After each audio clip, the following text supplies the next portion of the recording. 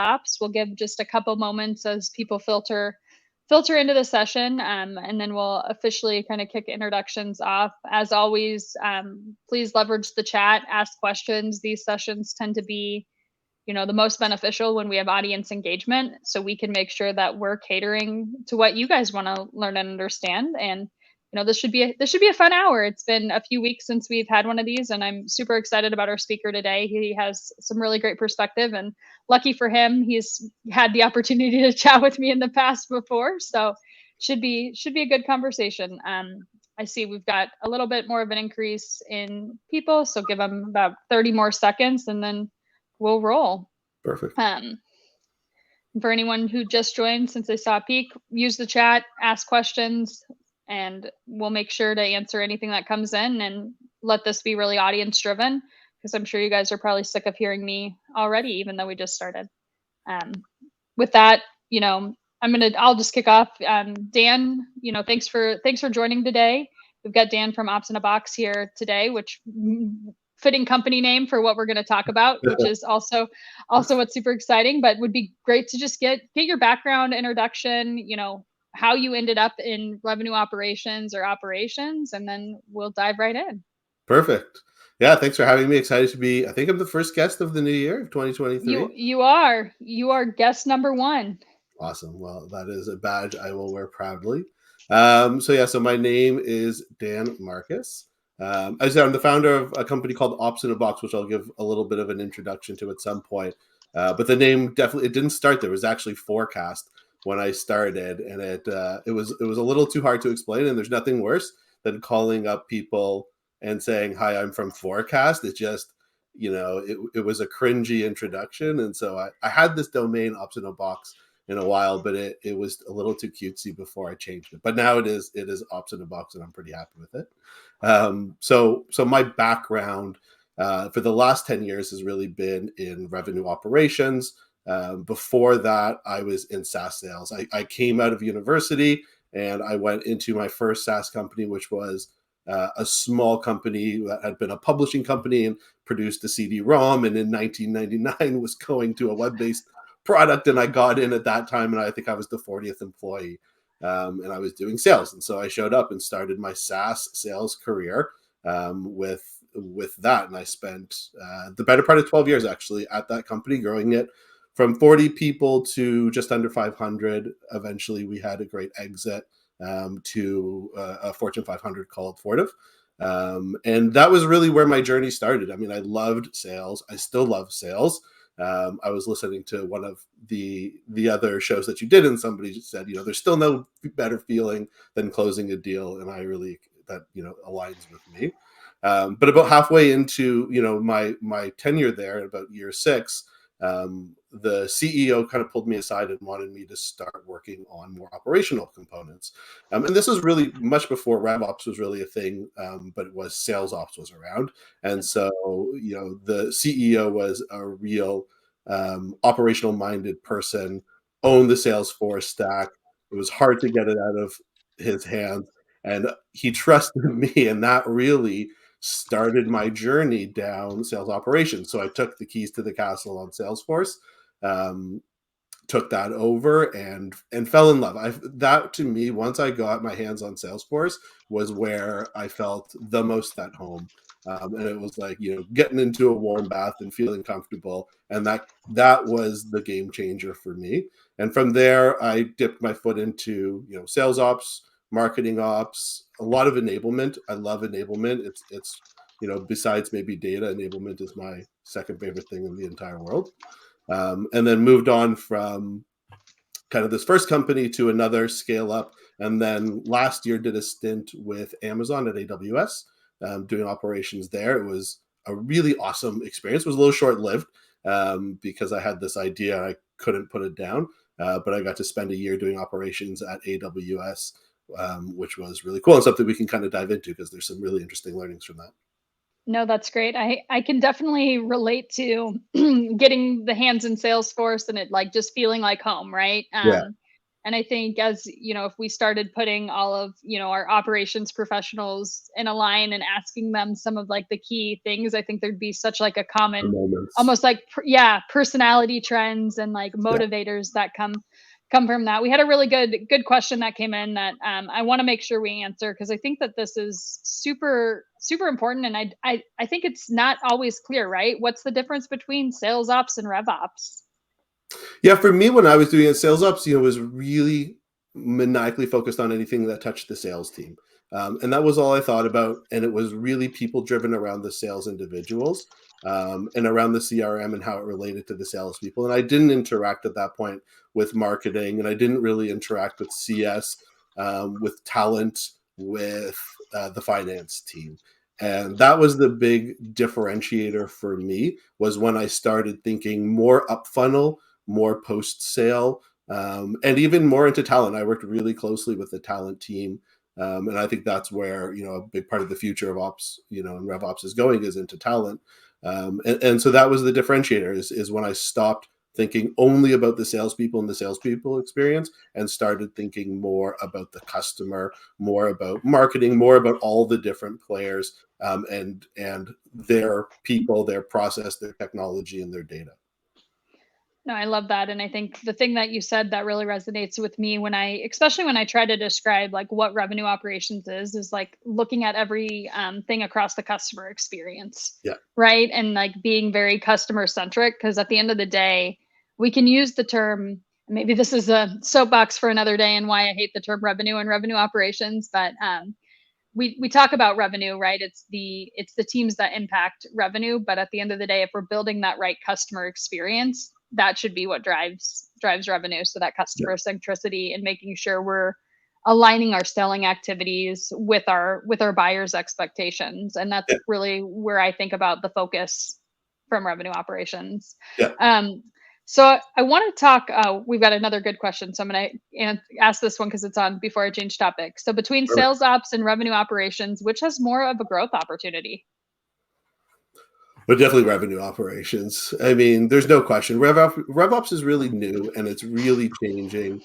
And it really takes a unique set of skills and experience, and mentorship more than anything.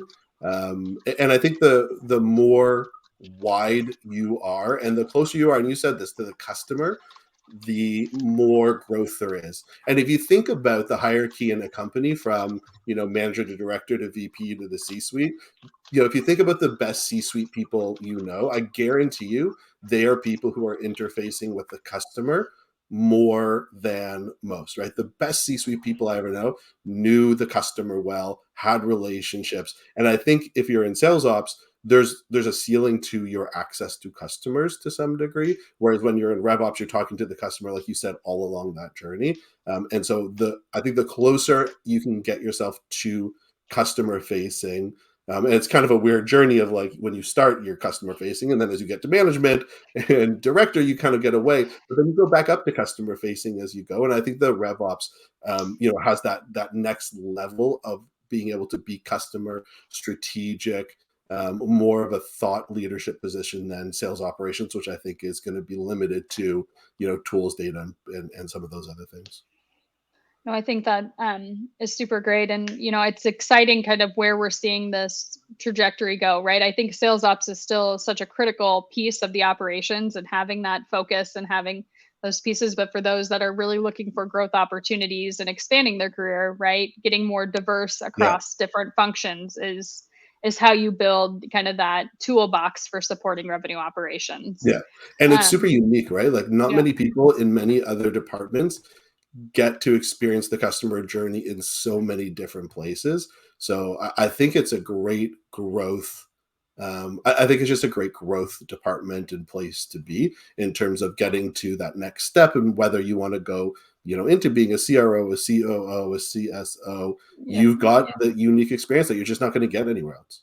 Right, and it's, the thing that I've appreciated about, the RevOps teams that I've built or worked for is, like, you have this combination of specialist and generalist, and, like, Yeah, you really play this role, and it gives you, like, to your point, you get those growth opportunities, right? If you yeah, are sitting under a team that is really experiencing this, you don't have to just be siloed into sales ops. You can get more of that exposure into CS, into yeah, product, into finance, into marketing ops, to help kind of build that piece. Another good question that came in, RevOps has evolved a ton in the last few years, right? And now I think what we've kind of always been doing as businesses, right? It's the pieces of RevOps have always existed, right? We just yeah, haven't slapped the label on them and maybe centralized them. But where do you see RevOps going, in the next few years, right? What's kind of that next yeah. trajectory force that happens? Yeah, I was thinking about that a little bit. I think a big part of just even maybe the next 2 years is gonna be fulfilling some of what we've all said it is, and I think we all need to get better, quite frankly, at fulfilling the journey that we're all on. I don't think it's going. I think we're at the very beginning, and now it's time to turn data into actions and insights, and get to that next level, become more strategic, become a bigger part of the decision making room. And I don't think RevOps is will ever own strategy, right? I think that's a C-suite role, but I don't think RevOps is doing a great job overall being, if you think of a RACI, being the influencer to strategy right now. And so I think that's where the next couple of years has really got to be focused from, for me as a VP level RevOps, I want to make sure I'm influencing strategy constantly. And I think we need to all focus on, are we doing things that influence strategy, that are aligned to the company's priorities? And over the last couple of days, I re-listened to all of the WTF is RevOps podcast, and everybody said the word priorities, I think, at one Yeah. point. And I think that alignment to priorities and that influence on strategy is what we've got to be really focused on to fulfill, what we all think RevOps is supposed to be. Do you think that we're in this situation? Because I spend a lot of time thinking about this, so I'm glad you brought this up, like, that we're in this situation because so much of our work right now is reactive, Yeah, right? So when I look at, like, what my team is delivering, like, it's not that it's not strategic work and really driving strategy. Like, I wouldn't sit and say, like, we're only doing tactical, level work. It is still very strategic work, but it generally is a byproduct of reaction, yeah, versus, like, proactivity. And I think part of that's the nature of, most teams aren't standing up revenue operations teams until they probably needed one 6 months before. yeah. So there's digging yourself out of a hole. But then there's also, like, how do you shift an organization to being more proactive and kind of that thought process and those needs from an ops perspective? So curious on your perspective there. Yeah, I mean, I think that's what most. Yeah, it's funny. I have a new perspective on these things because I get to see. I'm spending every day now talking to lots and lots of RevOps people at different companies, and I would say the general theme is people are buried right now, Yeah. just trying to keep their head above water. And so while they're working on strategic projects, I don't know if people have the time wherewithal, or space to understand why they're strategic and add to those things. It's much more of a, it's a strategic project, but it's coming from somebody else and we're executing. But we own the tactical delivery, right? Only So on it's the like, back end, yeah. and So that's where it gets hard, right? Because it's like, right, how do you I, think that way and shift that mindset further up the decision making process and the yeah. the I think C-suite a big, process? I think a big part of it is time and space. I don't think a lot of RevOps people are given the time or space that they need to accomplish strategic work. One of the things I think that I would love to see more teams doing is setting aside an hour or two a day to listen to customer conversations. Because how could you do strategic work if you are only if you only have time to do tactical things, right? And so I think a part of it is just, again, it comes back around to prioritization. And if the company is prioritizing too many things, and if each C-suite member is responsible for prioritizing their own things, and everybody's pointing at ops to tactically execute, then ops cannot have the time or space to do strategic work, and strategic work is creative, right? First and foremost, Yep. strategic work is creative, and you need to have creative time and space to do it. And so I think if I would ask of if I thought there was one thing every RevOps team could do to get the most out of their team, it would be to carve out some time for breathing and thinking and creativity. No, I love that. So I've got two thoughts from this one, and then I'm gonna go to questions, right? So if we're expected to really build the business and drive the business and like make sure the business is operational, we have to know the business. We have to Yeah. understand the Yep. business. We have to be the customer. So that's the piece that like really resonates with me when you talk about like taking the time and space, learning the customer, spending the time with the stakeholders, et cetera there. And then the question that I have for you, right? So strategy is such a vague term. Like what do you define as strategy, right? I'm just always curious, like what people Yeah. put in that bucket. Yeah, that's a good question. I don't know that I have a strong answer to that. I'm going to try to rip something out of the top of my head. I mean, strategy to me is always the non-obvious answers. It's things that data points us to, but it's the harder questions that we have to answer about, what is our mission, vision, values? Who are we talking to? What do they care about? Why do they care about it? It's where are we going, in 5 years, not next year, not even the year after that. It's really the more existential questions about the company. And I think they relate to mission, vision, value more than they do anything else, right? So to me, that's the stuff. And it's the stuff that there is no amount of data that will tell you your strategy. It will influence strategy, Yep. but there is no obvious answer to strategy. It takes experience, creativity, intuition, obviously research and data to back some of that stuff up. But that's the difference to me between strategy and tactic. Tactic tends to be more obvious of an answer, like, hey, we don't, we're not getting to leads fast enough. If we do, we will get a better outcome. That's tactical. Strategy is, hey, these people need a specific solution, or there's a new market out there, or what does this culture of the company mean to us, kind of thing. Yeah, absolutely. And we've got another good question in terms of like the data alignment, right?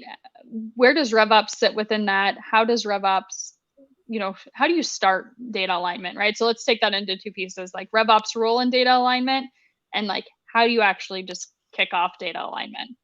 Yeah. Ops meetings. To me, meetings are one of the most important aspects in any good operating company. And so when I think about aligning data, the first thing I want to do is align people around the definition of the data, the importance of the data, and how it aligns to our priorities. And so I have been extremely lucky to be in, three different companies who have a ton of respect for operations and a ton of respect for data. And in each of those companies, every single week, the entire C-suite and VP team would get into a room to do an ops review where my responsibility was to bring the data to the table that we would be discussing. And that is where alignment happened. There is no shortcut, I think, and better way to do things than bringing people together and looking them in the eye and saying, do you all agree to these things? And if you don't, let's hash it out here. Because if you don't do it in a room together, you're going to waste 6 months, doing it behind the scenes. And so if I was to start at a company, that I thought didn't have all these things aligned, the first thing I would do is make everybody sit in a meeting once a week and talk about these things and get on the same page and look at the data, and move forward from that point. Yeah, and I think, when we talk data alignment, like the big thing is data definition, Yeah, right? So this is the other big piece that I see. It it causes friction, right? And that's where it's like a really easy thing to solve when you talk about this. But if you're looking at, a PLG type motion of like monthly active users, if what we're looking at from a product perspective and what actually is going up to like the C suite versus what we're looking at in like a sales ops perspective are all defined differently. yeah, We're making decisions off of different definitions and so different different. data points. And so one of the things that I've always started at companies is like get your dictionary, right? The Yeah, data dictionary, the definitions aligned so that when you do have your WBR or your QBR or whatever the frequency is, when you look at numbers, everyone's aligned. That when I say, I joke because I worked at a company a few years ago where the definition of customer across the board, right? But you need to make sure if we're looking at here's our total customer count, everyone knows what quantifies a customer, right? Yeah. What is a customer? And like just that simple level of alignment is so important when you're having these types of conversations. Yeah, and they're not obvious until you write them down. And also the same way there's no better thing than a meeting. There's no better way to do that than to write it down. Yep. That was something Amazon was amazing at this. They have this really unique writing culture, and for people who are watching this, I highly recommend you go and watch some YouTube clips about AWS and Amazon's writing culture, because they write everything down, and there's great stories about like Jeff Bezos walking into a room and ripping screens off walls because he doesn't want people doing PowerPoint. I don't know if those are true, I should say, but there are stories about these things. We'll start you guys heard it here first. Yeah, that's right. Just kidding. And that may be a bit of an exaggeration. I don't know, but it's because everything ended up being written down so people could read it and people could understand it, and the writing culture of Amazon meant that most people were aligned. And I mean, thinking about how big Amazon is with over 1 million people who work there, there's no way to get people into a room all the time and meet, but there is a way to disperse a piece of paper that everybody has read, everybody's had a chance to comment on, everybody's in agreement with, and then it can go out and it can live onto itself. And so a data dictionary, I think is one of those things that it might seem obvious and unnecessary, but if you what's But if in you your want head to is scale, yeah, right? if you want to scale, it's one of the best things to do is don't think things are obvious, just because you might think it in your head. Yeah, absolutely. And I think, part of that is getting just you need to be able to access what's written down too, right? So like Yeah, how you centralize your documentation, your standard operating procedures, right?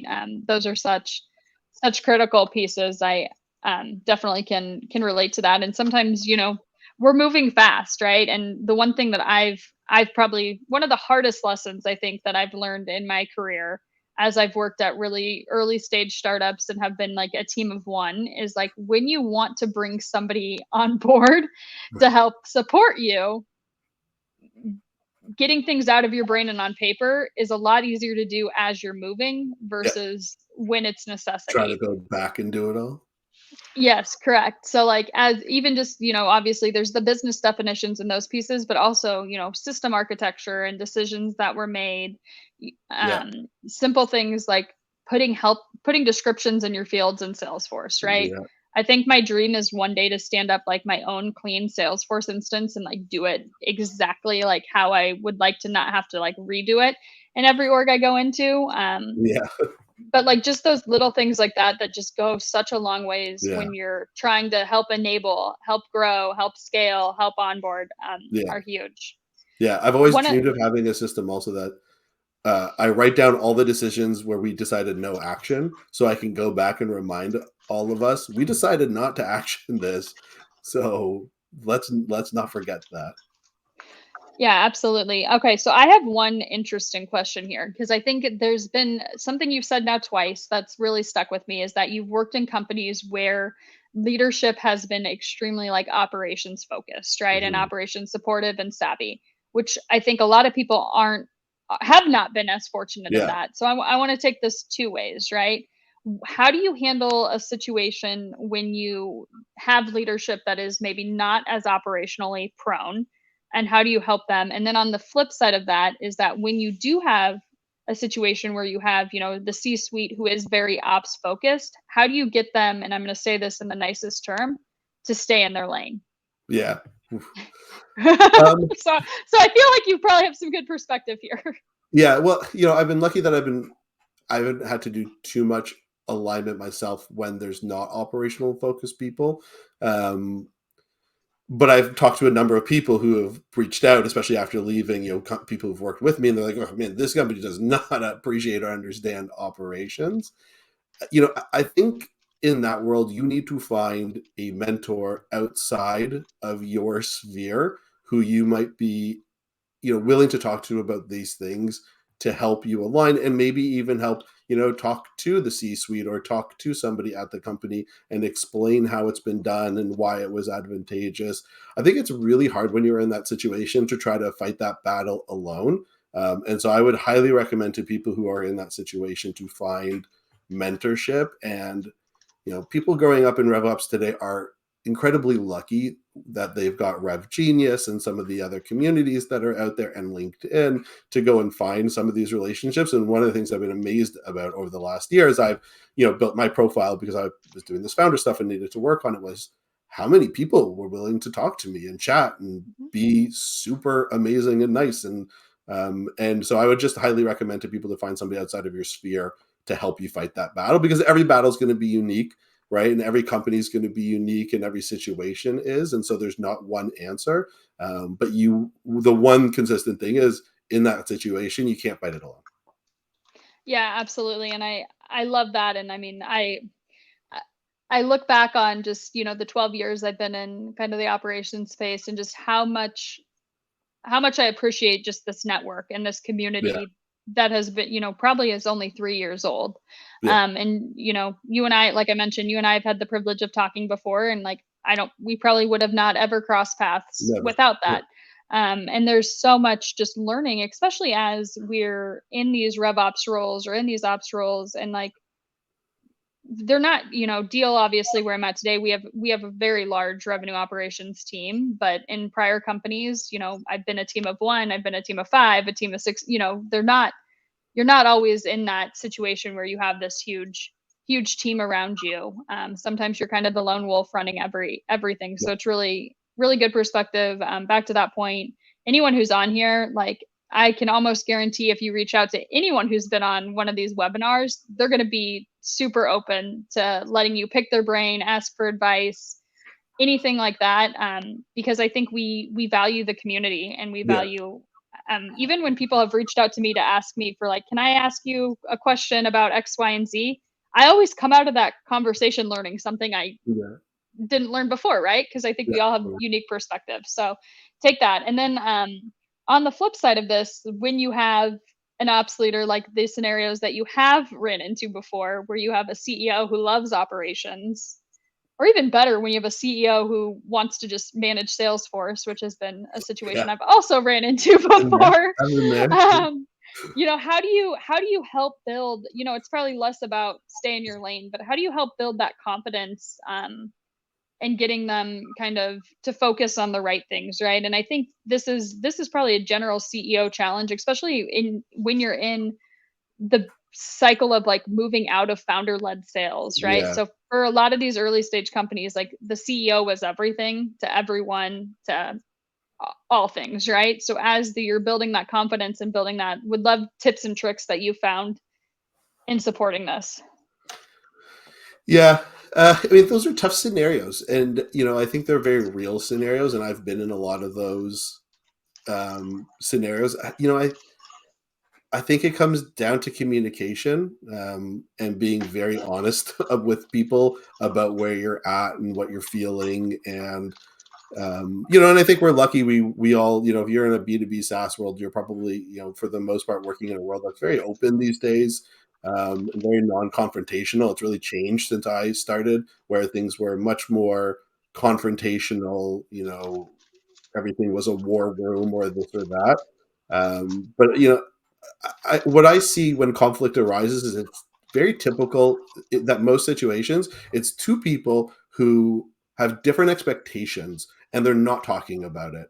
And when they're not talking about it, the resentment builds. And when that resentment builds, it boils over. And so if you're in that situation, I think it's critical that you talk about your expectation for what the job is and isn't and what you're feeling, even though it's uncomfortable. Because if you don't, those missed expectations just boil over constantly, right? Like you're just behind the scenes fuming all the Yeah. time. The thing that I think about when you say that, and I literally have it on a piece of white paper behind my monitor, is clear is kind, unclear is Yeah, unkind, yeah, right? And there's ways to have these types of, anyone who hasn't read Crucial Conversations, read it. I think yeah, it will just completely change how you handle these types of situations. But there's ways to do this in a sense that like build and facilitate great relationships because you're having these situations. And if anyone's like me, I at least have enough EQ to know that if I am harboring resentment, I get super passive aggressive. Yeah. So I've learned, you know, like most normal people do. And Sure. that's not healthy, right? So it's like, how do you make sure you're clear as kind? Yeah. And you're doing it in that way. And you know, more often than not, if I was sitting in a CEO position, I'd be like, oh yeah, thanks, good, you've got it. Sorry, I'm just not Yeah. used to it, right? I'm like, all right, I'm not used to it. I'm moving super fast. I've got a I'm not million used to things on having my this help. plate. Yeah, exactly. Like they don't often know, you know, especially a founder-led company is somebody who's like they're moving a million miles an hour. They've got everything on the go, and sometimes they need a little bit of tough love, and they'll respect you for it. And you know, also jerks are jerks, and sometimes if they're not going to be, then they're not going to be. But you might as well, you know, push on that now instead of just sit in the background. Yeah, and the best conversation is like, you know, you think about I've got 3 little kids, but like what are the consequences of your actions, right? And generally I think people have the best of intentions, but hey CEO, like I see that you added this new field in Salesforce. That's great. I'm super grateful that you have the capability and the competency to do Yeah, that, and you're willing to roll up your sleeve and do that. But by doing this, like these are the things that didn't get right. established in this, you know, enablement, data validation, like X, Y, and Z here, and like helping them kind of realize like Yeah. where that alignment comes in. Yeah. And I think that's the same also for your intake process with anybody, right? Like Yep. people don't have an understanding of what they're asking for. I always have the situation where some people say, "Hey, can you just throw this field in Salesforce?" And they think It's it's a two just a minute field in job, Salesforce. It takes 5 minutes. right? Meanwhile, we know it could be 2 days of work, and I think the worst case scenario there is when I know it's going to take 2 days, and I know, but I don't understand that that person doesn't know that, and so now there's that conflict that we're just not talking about. So it's the same idea. Take that person aside and say, listen, Yeah. I get that you might think this is going to take this time. This is why it won't, and let me just talk this through with you, and it just helps, right? Like it's just that clear as kind of thing. Yeah, and physically, it might take 2 minutes, right? Like, Yeah. realistically, it takes 2 minutes, but I wanna make sure that I can do the right validations and the right, you know, architecture and decision making and alignment to be able to support this, and I Yeah. think that's where, like, again, our clearness kind.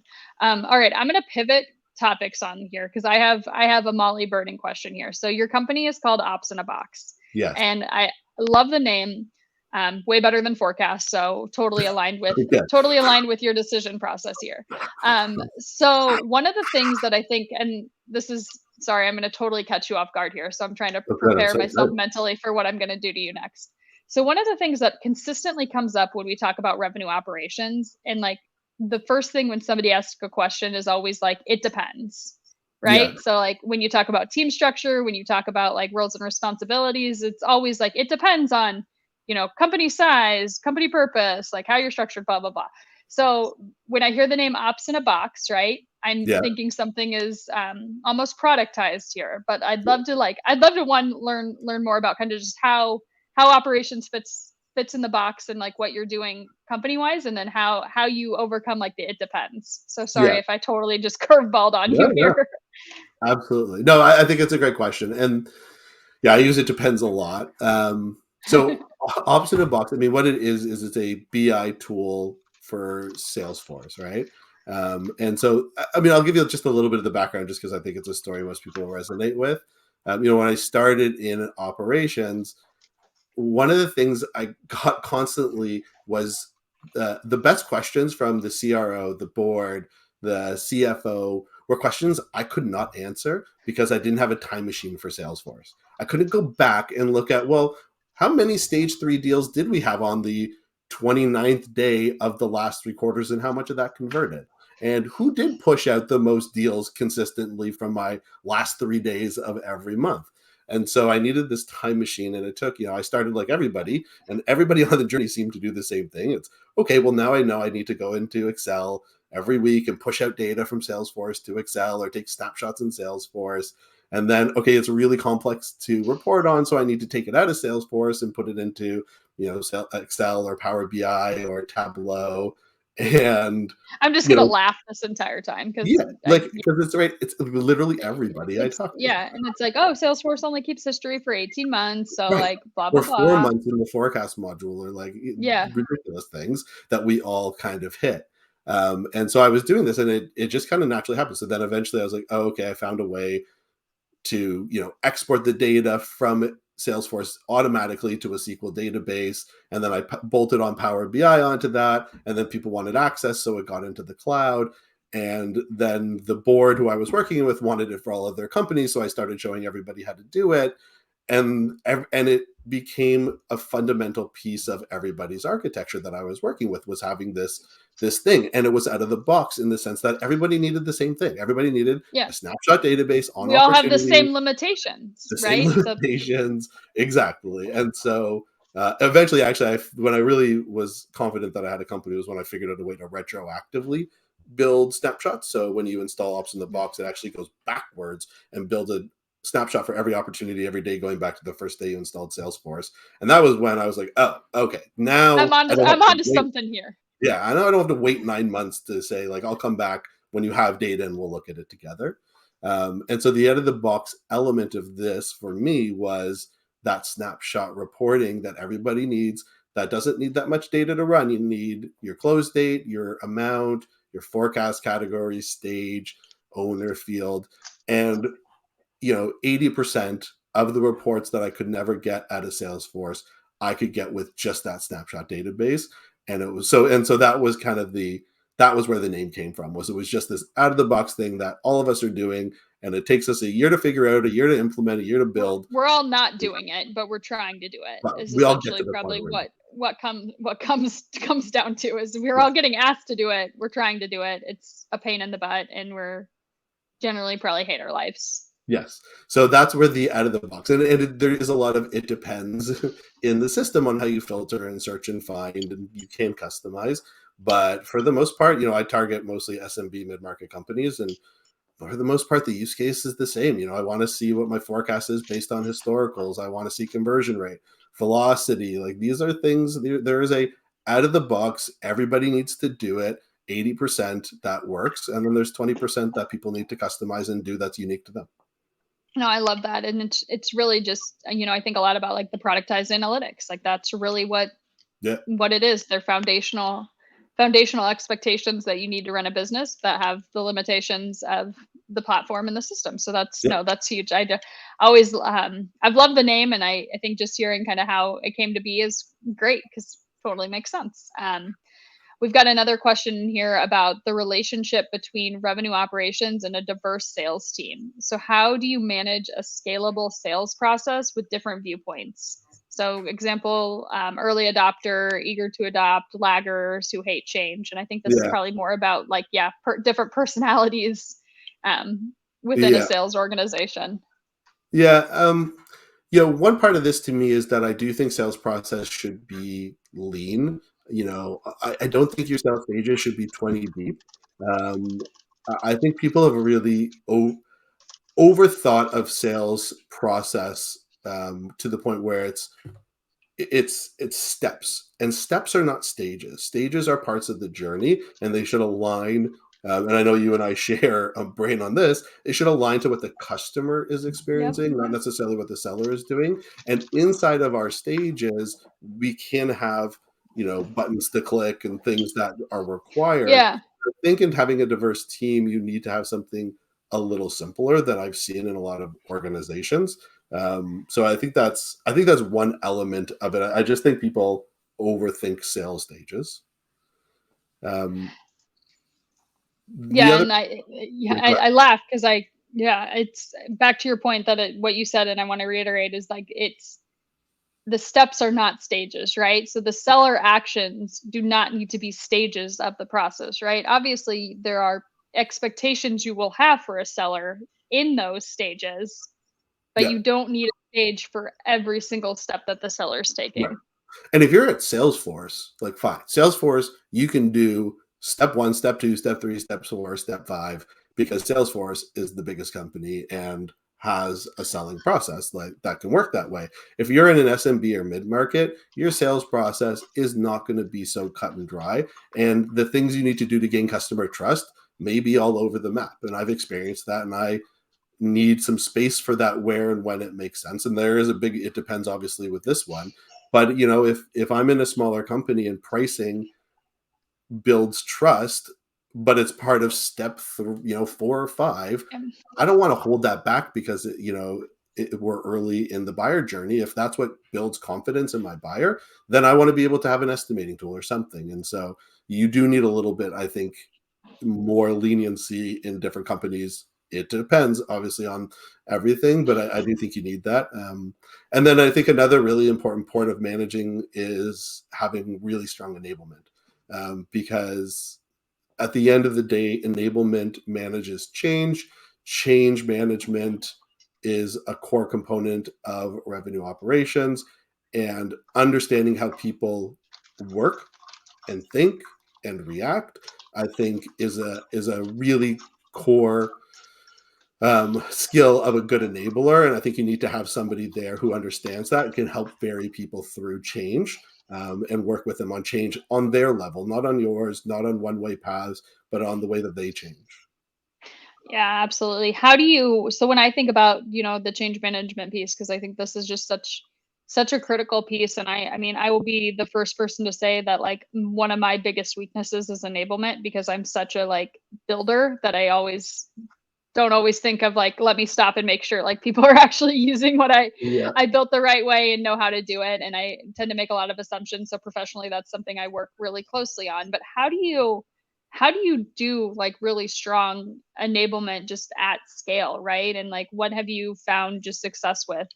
Yeah. Especially when you have kind of different personalities and people who are at different levels. Like how do you really, we obviously can't sit and handhold every single AE in a 500 person sales organization to make sure they know how to click boxes and Right. do what their jobs. So how do you think through that at scale? I think having a change management process is really critical. An enablement person typically will own that for me.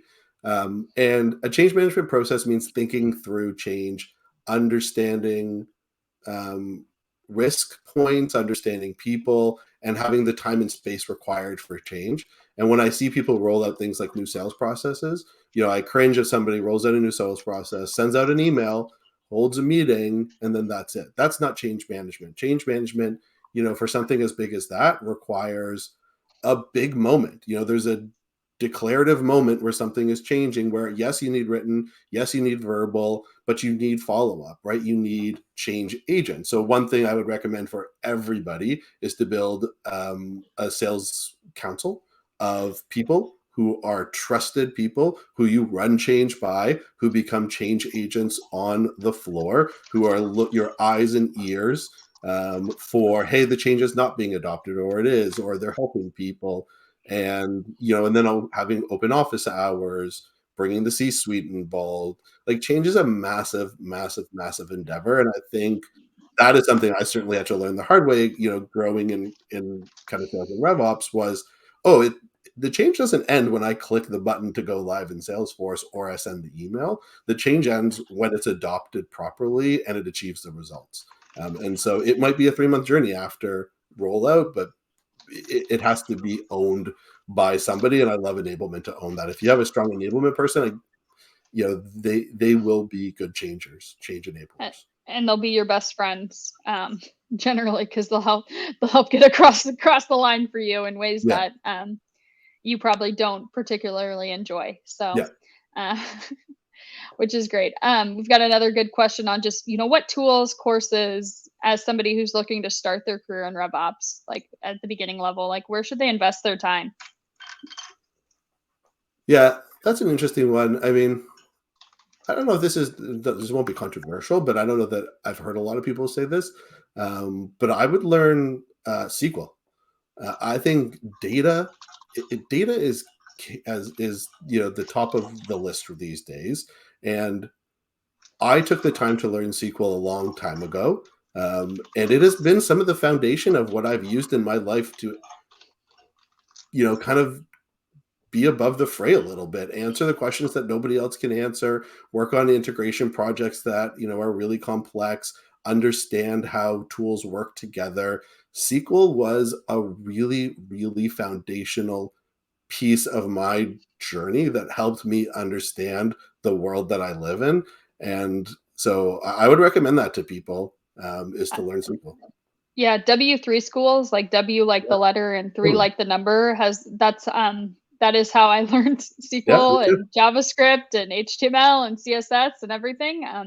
Has really great just self-directed courses and back to your point, like it armed me with enough to be able to like answer the questions I needed to answer, right? And Yeah. like be able to move myself further.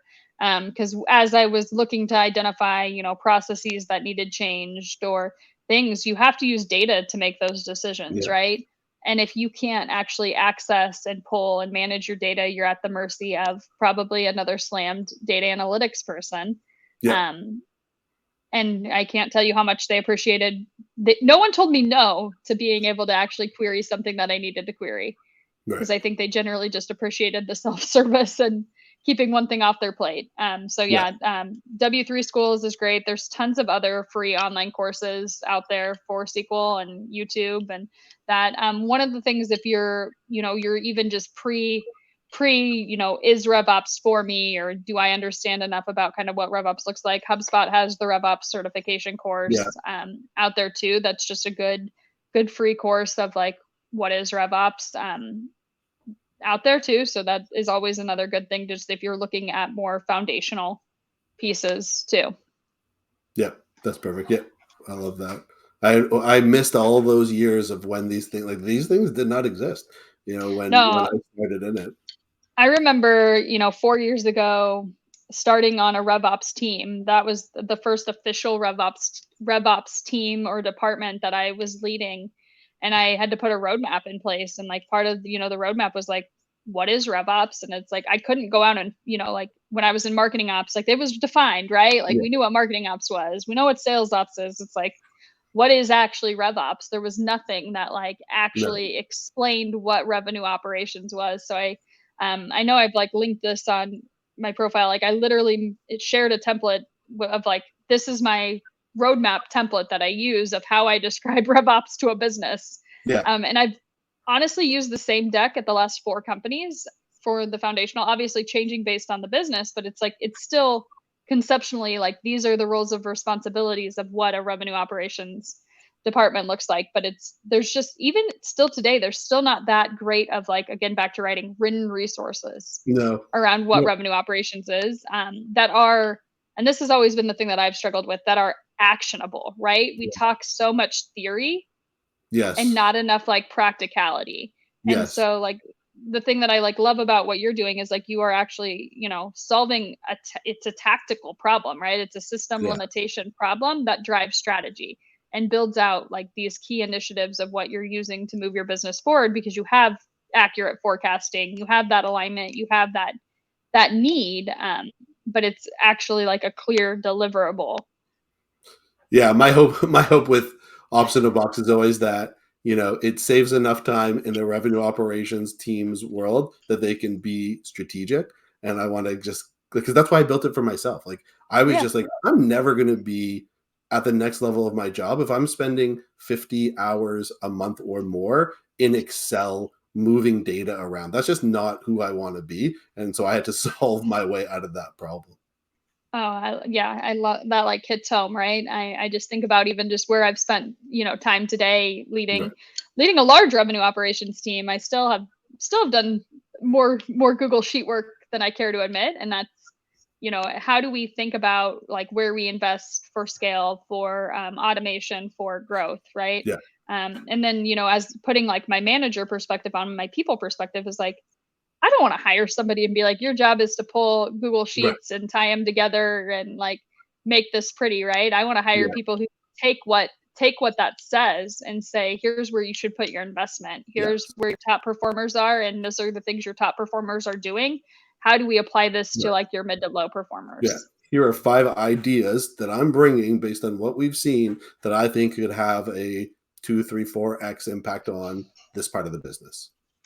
Yep, and back to, probably my favorite thing that you said today, which is like having the time to like time and space to sit and think.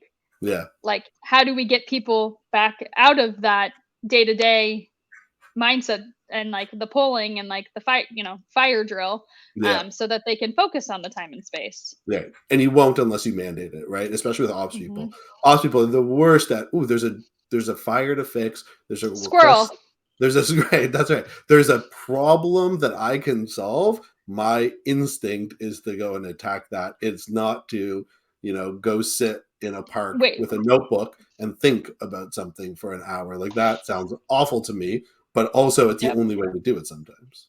Yeah, I mean, yeah, I feel a little personally victimized based on your last statement there, but I'll go with it because I'm that saying is, that's what I want to do. I would I like, know. it only I sounds know, I awful, laugh because it's like, but I can "Problem, do yes, it. let me insert myself in fixing this Yeah, immediately because I'm so attracted to, something that needs help," right? to a mess. Yeah, Yes, which again is, like, probably why we're so good at our jobs, but, yeah, like, taking that recognition and being able to level it up is, like, what's gonna help organizations grow and us grow yeah, professionally. I know we've got about 10 minutes left today. What is I'm gonna ask one more question and then anyone chime in with Q&A, and then I want to make sure, Dan, if there's other things you want to talk about, we can do that. But what do you think is like one of the most common misconceptions about RevOps, right? So like if you could sit here and say, I'm gonna clear the air on RevOps, like this is not RevOps or should not be RevOps, like what is that from your perspective? yeah. I mean, I think the thing I I don't like to see most is when people think RevOps inside it, like especially when the C-suite, I'll call them out. When the C-suite thinks the RevOps team is there to tell the story they want to tell, that to me is a deal breaker. Like it's like a relationship deal breaker. I think we are not, and a company should not be in a position where we are telling a narrative, a story that isn't true or is biased in any way. And so, I think a lot of senior leaders think, oh, okay, ops, forget rev, sales, whatever. Ops, this person is my person who's going to get me the data to tell the story the way I want to tell it. And I think that's the biggest kind of, I don't necessarily maybe misconception, but it's definitely the biggest pet peeve of mine when I see that because it takes the heart and soul of what RevOps is supposed to be, kind of out of it. Yeah, and I've always like thought of RevOps like we kind of, so very much today support function need to be more proactive strategic function, but I've always kind of thought through like we operate almost as like an internal agency to Yeah. the business, right? So there's levels of advisement level of that, but like really should be as agnostic as possible in terms of like getting too deep into, I don't want to say loyalties, right? But like favoritism and like where we spend our focus because um it's so easy to get pulled into like the sales problems, right? And Right. like fully on sales or where that is, but like if we're not focused on marketing or partnership or finance operations, right? Like we've got to still Yeah. stay agnostic on top of that and in terms of that. So I really like the fact of kind of taking that step out and not one not telling people what they want to hear or like the narrative that they want to follow or the problem that we're trying to solve for Yeah. them and giving them the answer they want, Totally. but really being agnostic in our Pushing. narrative and Yeah. yeah, and Pushing in what we people. work on, right? Like Yeah. you should, as a RevOps person, like you should drive the roadmap, right? And take and spend the time with your stakeholders to understand Yeah. what their priorities are and build that alignment. But you Yeah. shouldn't take a top down roadmap. No, and I think you're right. Like people will sometimes ask me like, well, what's the role of a VP of RevOps? And in my role in the VP as a VP in the last years, I would spend probably 60% of my time just talking to the C-suite members and aligning them and aligning projects and working between them and my team. And the other 40% was spent with the people who are at the other end of the change, the sales teams, the marketing teams, CS teams. And my job as a VP was purely to talk. and to get alignment, to write things down, to make sure we had an ops strategy, document that said what we were doing, when Yep. we were doing it, what we weren't doing, how long things were going to take.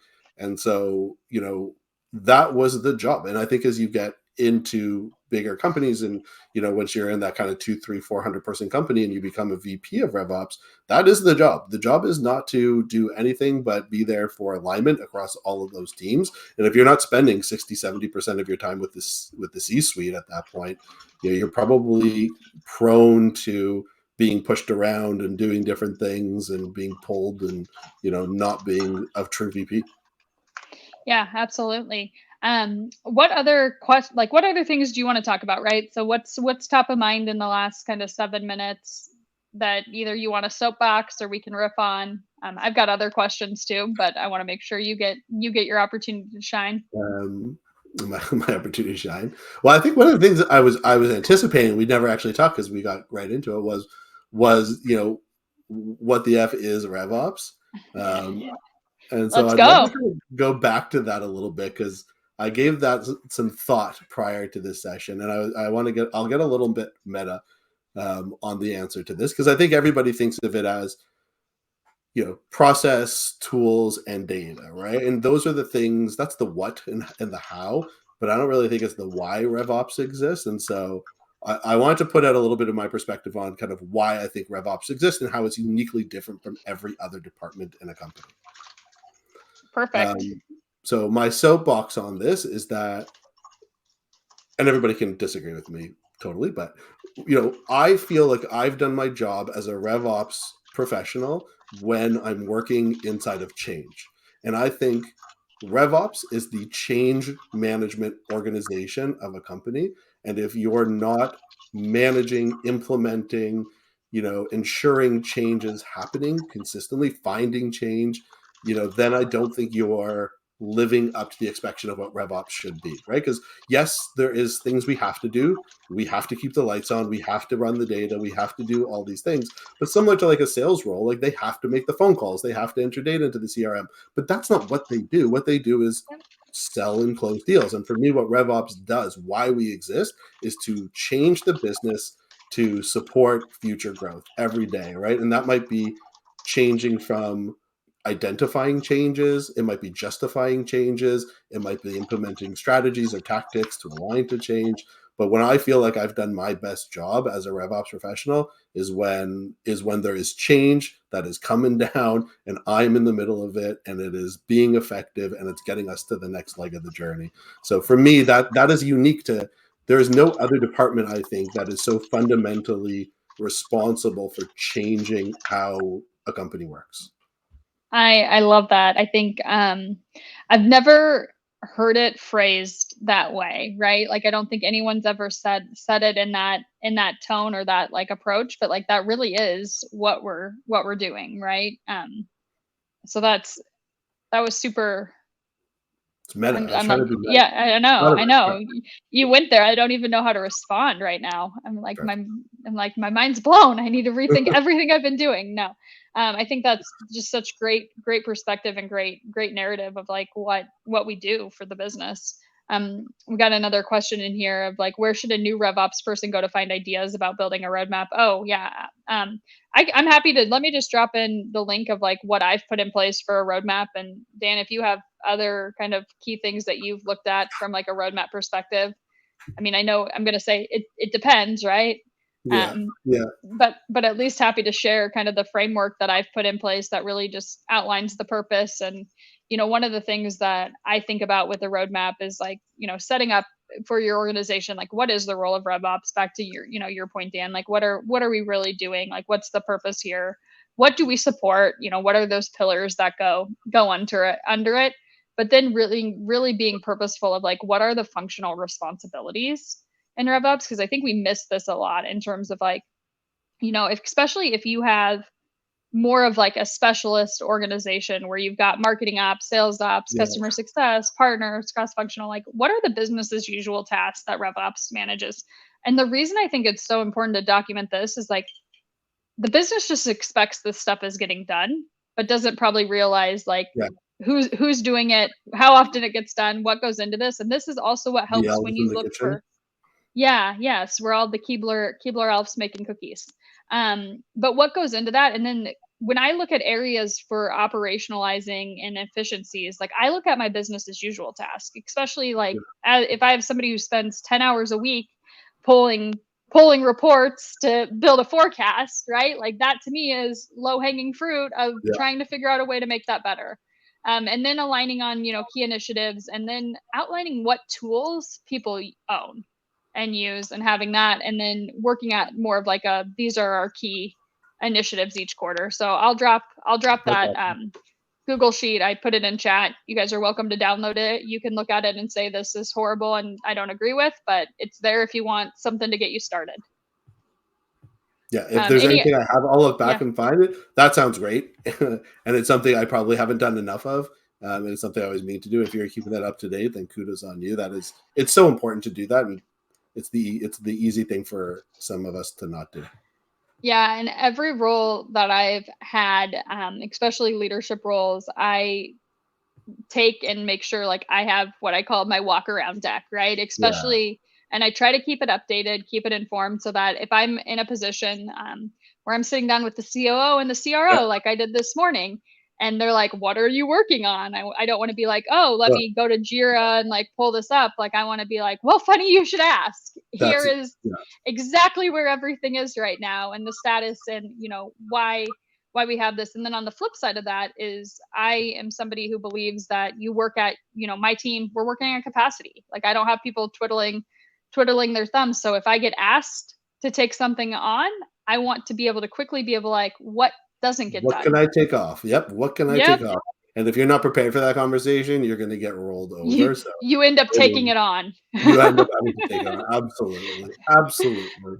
That walk around deck is key. I was terrible. I do it. I would tell myself it was like working out to me. I would be like, I'm gonna do this. I'm gonna do it every week. This is my new me. And then like 2 weeks in, I'd be in the closet eating cookies, not doing it kind of thing.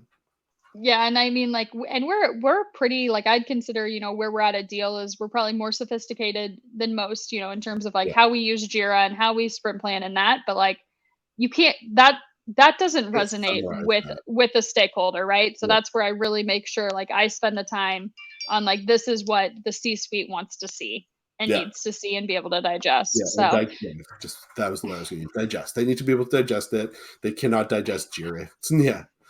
You're not I going to mean, take them. half the time I can't digest Jira, so let's be realistic Yeah. there.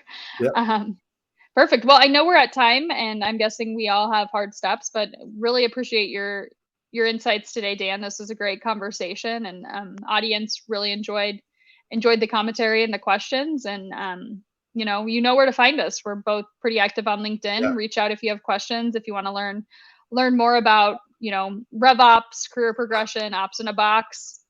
Don't I mean I would like to learn more about ops in the box based on this conversation, so we might need to sync up, but That's perfect. um we're here for you. So thanks so much for Yeah. joining, and join us Thanks. next week. Yeah, Take this care, was a lot of guys. fun. Thanks. Appreciate it.